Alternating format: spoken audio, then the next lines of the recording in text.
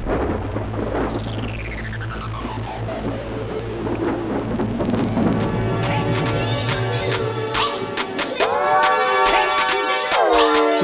to BrainStorm 9000.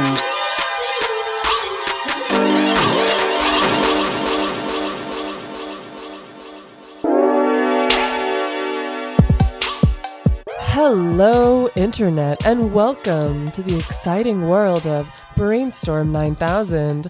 I'm Master McMaster here with the esteemed Dr. Schultz. Welcome, Dr. Schultz. Welcome, people. Welcome, McMaster. Or, to be precise, Master McMaster. After all, you still have master's degree in philosophy. And let's never forget it. I'll never let you forget it.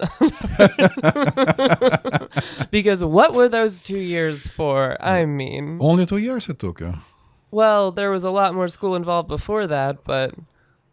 In our previous episode, we've spoken about Dr. Schultz's concern with modern technology and how it's affecting especially the younger generations in particular. Right. And one of the most important aspects of our modern generation and the way we live our lives is the way we communicate with each other, which is, the most basic way that humans interact with each other, how we talk, how we're able to connect, things like that. And this in particular, as I understand it, Dr. Schultz, is an issue that's particularly important for you. Yes. Am I right? For anybody, actually, who is a part of my profession, which we can broadly call psychiatry / psychology, I'm of a strong belief that is shared by the majority of my colleagues, that if not 100, at least 99.99% of problems that humans experience are the results of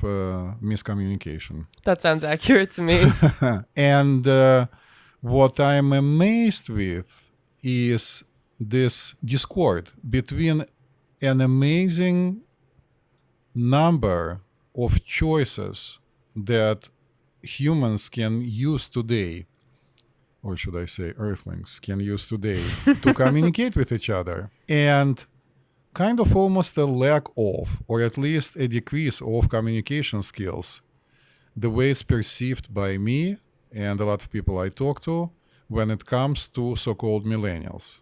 So you're saying that, over the past however many years, 50 years or so, there's been a dramatic increase in different ways that we can communicate with each other. Yes. But that at the same time, almost at the same ratio, our ability to effectively communicate with each other is going down. Amazingly to me. Like, for example, you said it.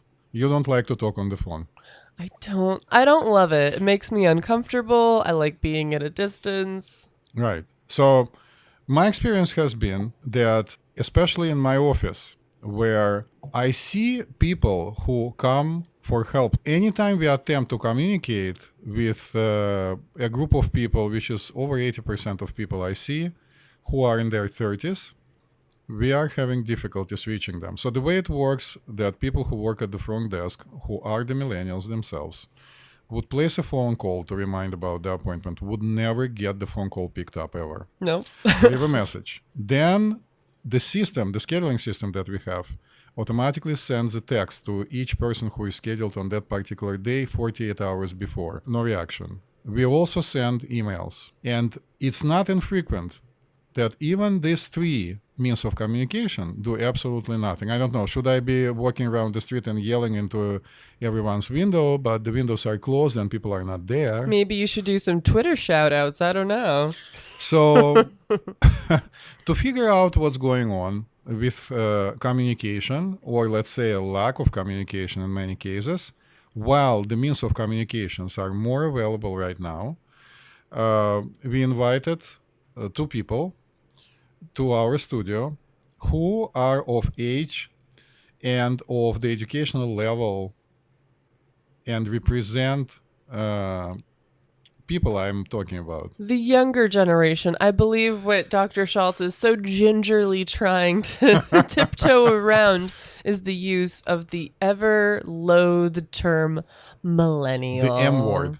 The M word. Yeah, let's just call it the M word from now on. So The younger generation, the people that grew up with AOL chat rooms and texting and, emails, internet, all of these very indirect forms of communication, some might argue. yes. So Paulina, Polina, strange spelling because we named her in Russia and then it was spelled here in the United States, who came to the United States with us when she was 1 year old and basically is an American, grew up here, went to school here.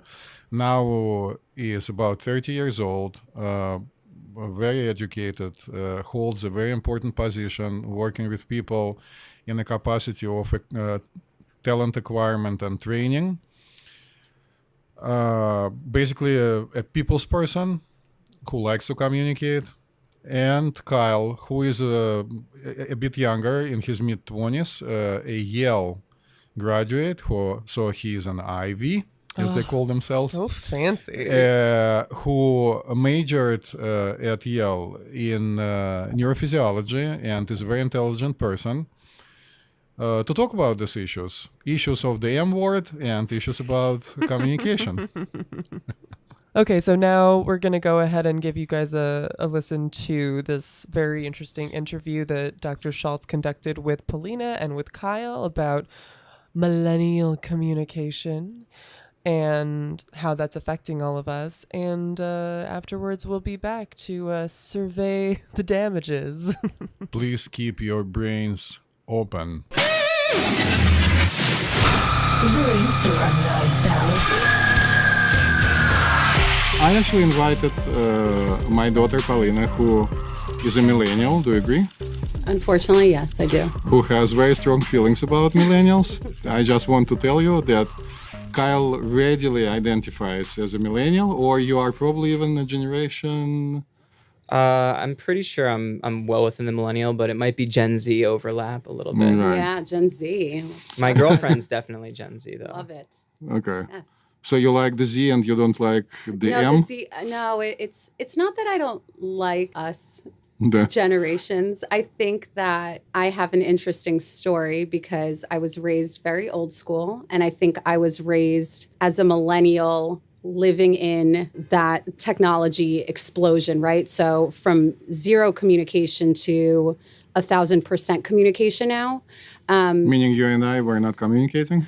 We are communicating. The world has exploded in the Right. way that it communicates, and millennials going into Generation Z, right? It just makes me nervous because I still have that old school mentality of, picking up a phone and calling someone, and you start really seeing, for someone like myself, it looks like a disconnect. I think someone in it who identifies with it can identify with it in the sense that, no, it's actually opening up the entire world to communicate with now. But I think that certain human skills are getting lost a little bit. So that's what frustrates me is people don't look each other in the eyes anymore. People are just on their phones and they're at dinner in big groups. And it's like, please. But is that a Human. millennial thing, or is that just the times we live in? Touche.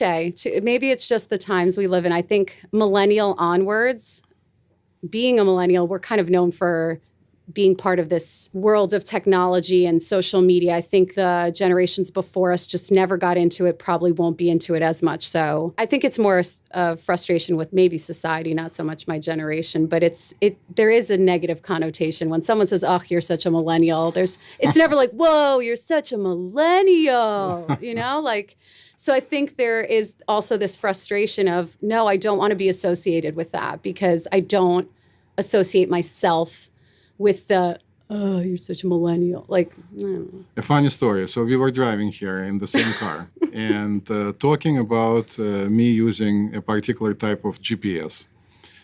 And what did you say? I hate it. Why? Because I think that it encourages people to be on their phones.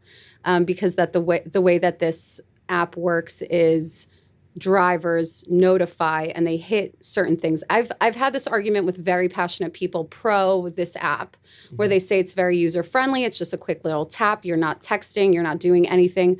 But I feel like it encourages people to drive and be on their phone. I don't get that, so I just don't use it. I don't support it. I actually worked at some point of my life with a psychologist who was a very prominent psychologist at the time, very well known, who was driving on a highway in his BMW and received a text from his child and texted the child back. And the next thing he knew, he wound up in the ICU with severe concoction. Funny thing that he was a specialist in treatment of traumatic brain injury, and he broke quite a few bones in his body just because he was texting. Don't text and drive commercials are real, people. Proof. Well, the iPhone has a really cool new feature. If you have, It's not an iPhone commercial, I'm hoping. it's no, it's not. But I like this feature. Right. The phones have this new feature. I should say that because I didn't mention the app, so I shouldn't mention the phone. Where it can sense when you're driving. The iOS 11 whatever point two, I think, update now onwards. So it's not just iPhone 8. It's like I have it on my 6. Wow, this is weird.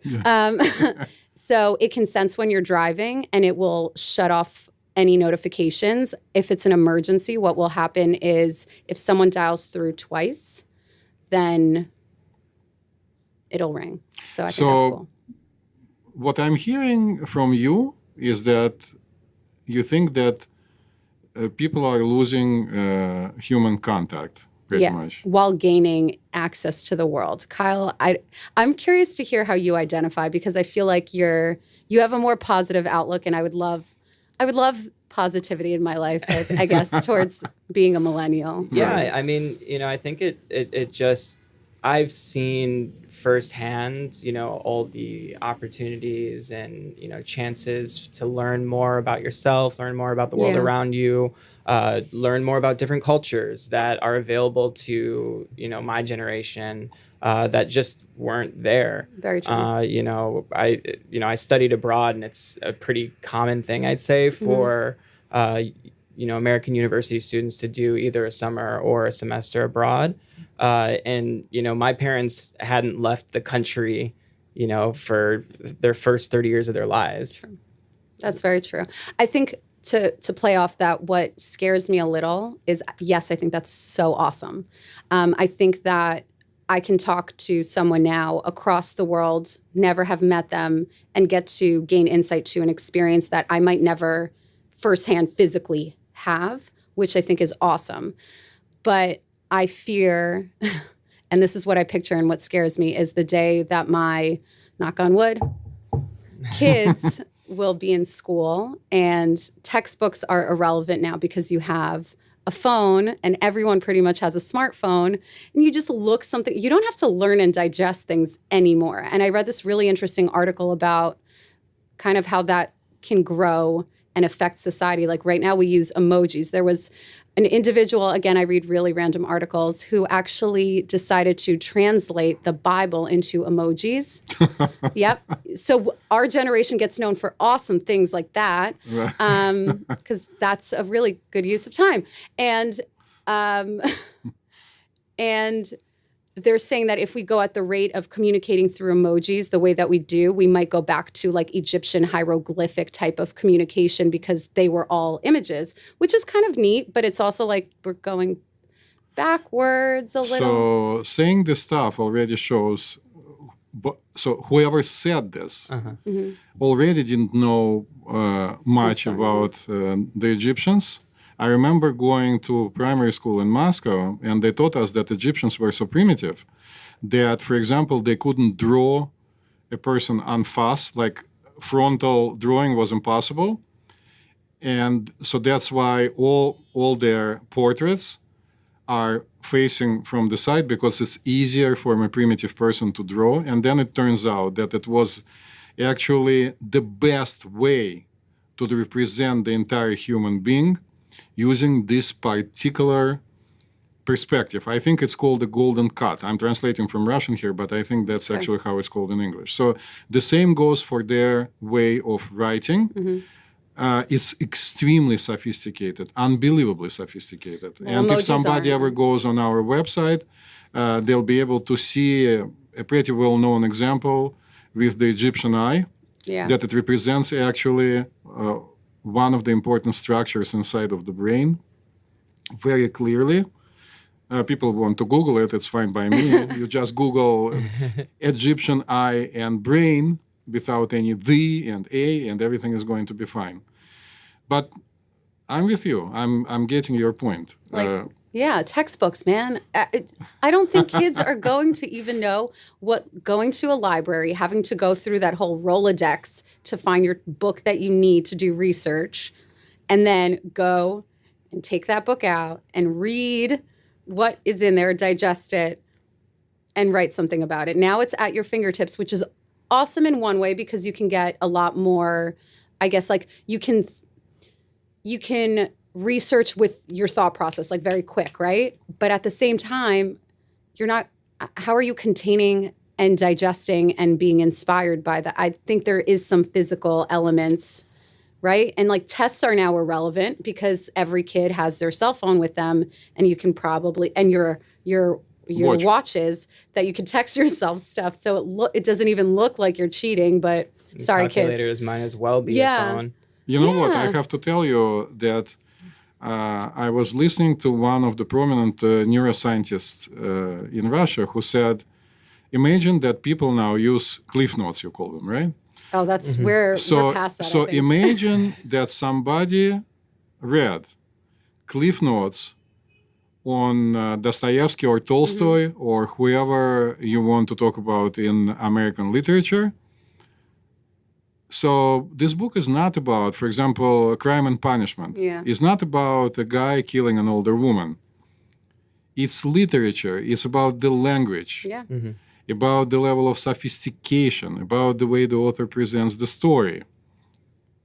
Yeah, I So agree. is it missing from your lives, guys? You know, actually, people my age really do, just like she's saying, want those, deep, heartfelt conversations where they're present and they're with the people that they're, talking to, but they also still have to live in today's world. Yeah, that's true. And it's hard to find that time, certainly.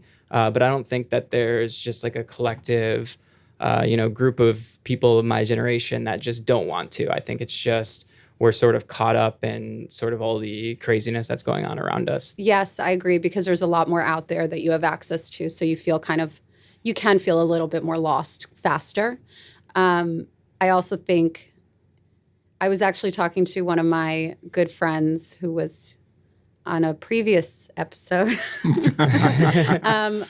the other day, and she and I were talking about how you don't realize how much of the day you spend staring at a screen until you look up and you're like, oh, life, it's here. Oh my God, it's around me. And I don't know, I guess I just get more nervous at the thought of knowing what's out there with virtual reality, which is super cool. And there's so many benefits of this technology for medicine, right?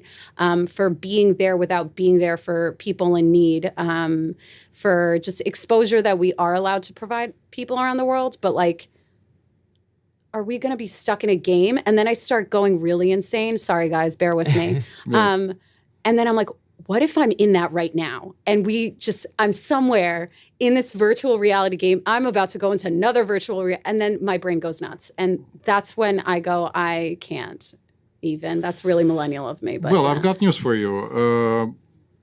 There is a model that suggests that our planet Earth, the Earth, is a living organism. And then people suggest, of course, it's a very modest statement for the humanity, that the humanity is a nervous system. It's kind of like the brains of the Earth. Oh, that's cool. And what's happening right now is that it's finally exploding and developing, and everybody is connected. The internet was not actually the very beginning. The very beginning was probably like Morse. How do you say it with proper English? Morse? Morse-like thing. Yeah, Morse code. Morse. Right? Morse code, yeah. Morse code. SOS, yeah. That was actually in college. The Morse code, and even before that, probably people putting things on fire to send messages. And right now, our technology brought us to the point when we are becoming more and more connected. So we are evolving as a human race into something new, and we are, like it or not, in the baby stage, not even in the millennial stage. and not the Z stage of this process. And then we are going through, as Kyle said many times today, through a normal process of evolving, developing. But I think with some of that, some skills do get lost. And maybe it's the reading of things. Maybe it's not everyone has this experience, which I'm sure not everyone does, because that would be a silly assumption to make. But the loss of social skills and social communication, at least right now, when everything is so cool and new and shiny and, oh, there's a new update on this, or, oh, there's this coming out, or, oh, I can talk to people this way. I think we're losing just the simple act of being human and saying, hi, how are you? I wanted to talk to you. Even myself, I'm at fault for not picking up a phone call and texting someone right back like, oh, hey, because I'm just like, I don't feel like being on a phone right now. But you lose that. Yes, you have things like GIFs or GIFs. I don't know. There's a whole random argument on how it's properly pronounced. That's the thing that I like recently. Yes, that's the thing that you're great at it. Dr. Schultz does really like those. I'm at fault. I'm so sorry. That's about half of the communications, I think. Well, But I'm he's stuck so with the good at minions. them. Yeah. I'm Yeah. stuck with the minions, essentially. I love them. They're great. I think it's a great way to be able to communicate. But at the same time, I think hearing a person's voice and really how they sound and their tone, and even more so looking up, because I see more and more dates. I made a joke the other night, not Right. me, I don't know if you heard it, but I'm not going to be surprised if one day I look up and I see someone at a restaurant with a screen and he's just FaceTiming or she's just FaceTiming with the significant other, but took this device out to dinner, basically. Like, I see more of that, and that scares me a little. Even in my own groups of friends, I have to text the entire group of 10 people at a table together to be like, okay, we're going to have this competition now. First person to check their phone is paying the entire tab. And that's the only way people look up and go, oh, hey, I'm in the moment. It's harder to stay in a moment because you have so many other micro moments through technology happening around you now. Yeah, I think it's Whoa. almost like we're depersonalizing Yeah. ourselves, which is sort of naturally what's going to happen when you're communicating online because it's an anonymous forum. Yeah. And, that we can get into a whole sort of Separate, topics yeah. onto how that has influenced what's going on today. But I think when you start to communicate on the internet as your primary means of not just with complete strangers or for your job, but with your friends as well, there's sort of a tendency towards the same type of thing, memes, Yeah. the same sort of jokes that get repeated over and over again, which I feel like it's just so much easier to fit into a particular mold while communicating online, where you're just naturally sitting in a room having to have a conversation with someone. You're going to have to communicate the way that you do. Yeah. Well, I've got news for you. If we look back in history, in ancient China, which was extremely developed, people had calligraphy, which, as we are learning more and more, is very good for developing your brain. They use this signs. I don't know how to properly call them. Were they like Characters. Yeah, characters. One character contains the entire idea, so Chinese, Japanese, and Koreans can read them without knowing each other's language. It's very advanced. Looking from their perspective, what we write and the way we communicate is very primitive, because the level of sophistication of calligraphy, you see it very frequently in kung fu movies and stuff, how they draw. Yeah. The way we talk to each other is very disrespectful and primitive. They used to bow to each other. They used to call each other nice names. All the greatest of the teenagers of the world. May I enter your room? Compare it to how it used to be in our household. It's very different. I mean, we were all so great and well behaved and perfect. Oh, of course, right? of course. So I think that, like it or not, we are evolving, and like it or not, there is a price to pay. So mass culture, meaning everyone has access, even a relatively poor person, somewhere very far from such a well-to-do country as the United States, still probably has a cell phone Yeah. and still has access to a lot of stuff. The price to pay is a lack of human touch. And a fake world, because with things like, there's a lot of conversations around breaking the bubble of Instagram right now. Not in the sense of Instagram itself. I love it. I'm a huge fan of it. But in the sense that a lot of people have accounts where you're portraying a life that isn't yours. You know, you're going to all these fancy, classy places, and you're there for 5. I saw it yesterday walking a few blocks in Brooklyn. People just stopped posing for photos, you know, capturing a life that they don't necessarily feel, which is a great escapism.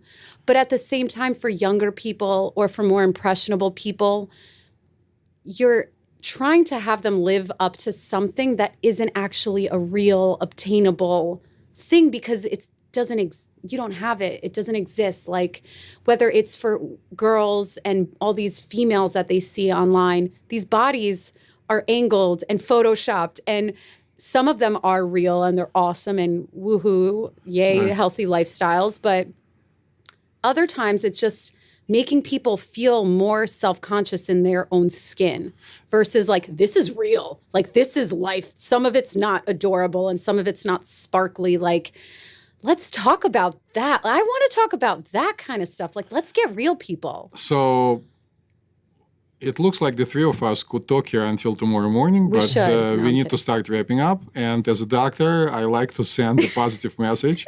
So, Paulina, what would be My positive? your positive? My positive is that I got to sit and hear someone like Kyle's input, because that's really helpful. And I do agree with the points that you made regarding millennials and Generation Zs and all of, it's more so not even our generations, it's our technological explosion. All the potential that's there is super exciting, and we all get to talk to one another and learn from one another. And I hope I get to do that with as many people as possible while, you know, I'm But here. what is the positive message to our audience? The world is your oyster, and you literally have it at your fingertips. As cheesy as that is, you can go out there and explore the world from your phone, and that's awesome. Not everyone gets that, and you can learn about people from across the world, and I encourage and hope and hopefully this inspires some people to do it. I don't know, maybe not. I don't know, but hopefully it does. I don't know. Fantastic. So I thought this conversation with you and Paulina and Kyle was super interesting because, you know, you're looking at it from your point of view as someone in this older generation, and Paulina and Kyle are from much younger generations. Except that Paulina keeps repeating that people have to get together and talk. Yes, so I'm going to have to play devil's advocate here because I think that's a pretty common opinion that all this new technology, texting, social media, emojis, all of this has caused us to take a step backwards in communication, and that our current form of communicating, like with texting, abbreviations, blah, blah, blah, that's all, you know, it's lazier, it's, you know, not as sophisticated. And so in that sense, we're not moving forwards communication-wise, we're moving backwards. Exactly. And I have to disagree because I think that the way we communicate through texts and emojis, either on social media or, you know, just through texting people, it's opened up a totally different kind of communication. So it's not a step backwards. It's just a step in a different direction. And that kind of communication, I think, allows you to communicate things, more subtle things, than you're able to communicate through just talking to people face to face or writing something out. Can you please explain to me? I've been waiting for it until this very moment. Some of the abbreviations. So I understand that LOL means laughing out loud. Yeah, so it's yes, the most common abbreves, as I like to say. They're sort of like our new conventions in speech. So we have LOL, laughing out loud, WTF, what the fuck, BRB. be right back. Okay. ROFL. It's pronounced raffle. See, this is another way that it's sort of been co-opted into something totally different. But yeah, raffle means rolling on the floor laughing. Uh-huh. And then BTW, which has found its way into regular speech, as well as lol and BRB. Those are things that we say now. And they mean something different than just be right back. And what is BTW? By the way. Uh-huh. And what is JK? Just kidding? Yeah. Can you say it with a California accent? JK. AMG. Yes. You sound like a girl from Los Angeles. Exactly. Seriously, Seriously, or seriously? Seriously. Okay. Yeah, okay. But so I am inclined to make the argument that, so with these new platforms and that have allowed us to develop this new kind of communication through abbreviations and all this stuff, it's allowed us to express different things because, it might have started where we would type in LOL and, like an AOL chat room, which is, I feel like, where everyone started this kind of stuff. And it started where, probably it did mean like laughing out loud, that thing that was so funny that I'm literally laughing out loud. But it's become something totally different now. Really? What does it mean now? It's used in a totally different way. So when you say LOL, it's used in casual conversation all the time. So, for example, like, I texted someone recently and was like, I haven't even started getting ready yet, LOL. And it's like, obviously, that's not funny. Like, no one was laughing out loud. So is it But like a he kind of thing? It's like a place marker.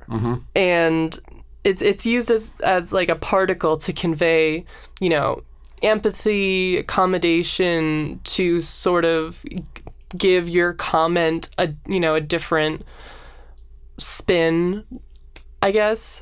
So it's a language of a new generation that is developing. Any life language should be developing. And of course, it could be to a profound disliking of the older generation.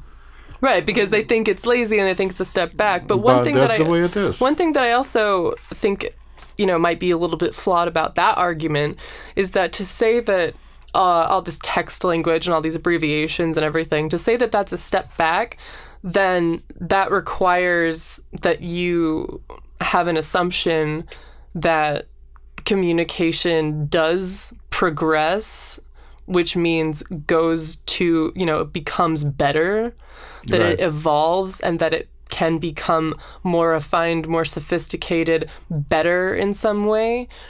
But I'm not even sure that we should be talking about language or communication in terms of assigning those values, like good, bad. I'm not really sure that that's even a helpful way to be looking at all of this. The texting conventions have evolved into this new, subtle, and I think useful communication tool that allows us to express things that we can't express through other forms of communication. So that is my defense of, using text and emoji and social media communication to express yourself. I don't think it's fair to say that it's a step backwards. It's just a totally new outlet for communication. Of course it is. And we need to accept it because it's already here. There is no other way to do it but to accept it. I mean, there is no other way to deal with it but to accept it because it ain't gonna go away. And also, I feel like all these people who are like, I'm not a millennial and social media is destroying communication. It's not destroying communication. It's a different kind of communication. And just like, I feel like if we just accept that, then we can learn to appreciate it and use it to our advantage and not just be so fucking butthurt about the whole thing and being called millennials and being resentful of our current society. I mean, as Polina said, I completely agree with her that one thing that is really amazing about all of this new communication and the internet and Reddit and all kinds of things, it allows us to communicate with people that we never would have been able to communicate without the internet and without, social media platforms. So, McMaster, what is the eudaimonia moment here in this profound discussion? I think the eudaimonia moment that we can take away from this topic is that there are a lot of different ways of communicating. And I think that all of these things, I don't think they should be thought about as negative or to be assigned values. Like one thing is bad and one thing is good. It just is. And it shouldn't be qualified in that way. And if we don't qualify it in that way, then we can allow ourselves to sort of accept this idea that as culture evolves and as these new conventions and communication evolve, it's not taking a step backwards. It's helping us find new channels to communicate different things. And I think that's really, if you're talking about communication progressing in human life, that's really, I think, the most important thing, that we're coming up with new ways to communicate things that we weren't able to communicate before. Or I think maybe in the case of the internet with like emojis, it's not like when we communicate with just emojis that we wouldn't be able to say that in, just sending a text or just calling someone, but it conveys something totally different. So I think it's totally normal for people to feel critical during the times of transition. From where I stand, texting, emailing, liking, Instagramming is here. It's not going to go away. It's going to develop to something we don't even know what it's going to be. So to me, the only way to deal with it is to accept it for what it is. But it's not good, as you said, and it's not bad. This is the way it is, and that's the way people communicate today. And in my dream world, I'm thinking that maybe when finally Earthlings go to Mars, maybe texting or emailing is going to be the cheapest and the most efficient way to communicate to the Earth. That's the real eudaimonia moment here, everybody. One day we'll all be on Mars and everything will be better. But of course. But guess what, McMaster? What? I'm staying on Earth All right. together with Bugs Bunny. Marvin the Martian, the Schultz, and Bugs Bunny. Everybody else is welcome to go to Mars. If there are any television producers listening, if you are not jumping at the idea to make that into a television show, I don't know what's wrong with you. I mean, come on. But the Martian guy is dead, I think. He's too old to be present. Animate him. It's the future, Dr. Schultz. Okay, McMaster. To be continued. Yeah, thanks everybody for tuning into another installment of BrainStorm 9000. Send us any of your thoughts, any of your comments. If you want to criticize us, go ahead. We might not read it. No, I'm kidding. No, of course we are going to read it. Of course. It's all about communication, people. Yes, and that is what we've learned today. Communication is very important in whatever form you do it, and some forms are more effective than others depending on the situation. We all need to communicate. And on that note, signing off, BrainStorm 9000. Thank you for all your wisdom today, Dr. Schultz. Thank you, Master McMaster, and thank you everyone who is listening to us. Hope to come into your ears and your brains soon. Yes. Bye. Peace out, Earthlings.